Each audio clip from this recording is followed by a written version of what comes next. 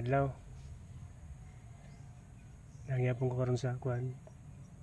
Itang sidlakan. Oh. Nagapon ko pakita no sa inyo mga prutas. Nga kung gitanom. Kauban nagyapon na siya sa mga ubang nga prutas nga kung ipang upload. Kini siya. Kini siya nga prutas, gitawag na siya kuan kining mangustin. Mangustin. Unya nakita na ko nga mayo ang iyang kan pagtubo.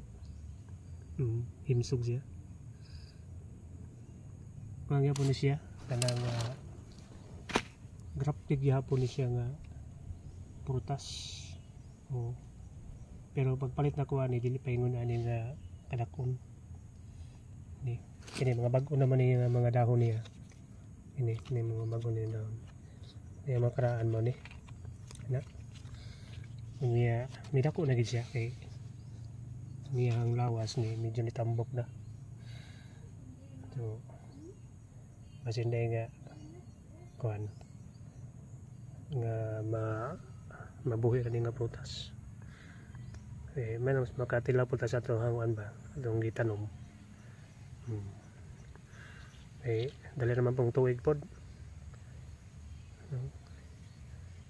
Basta ibisi lang ginato atong kagulingon. Tingnan na ka nga 5 years naman 6 years. So dito kayo ang panahon. So ang tanan nga kini nga kuan prutas mo padayon na ni siya nga mo kuan tubo. Aron nga makakaunta. Okay, bye-bye.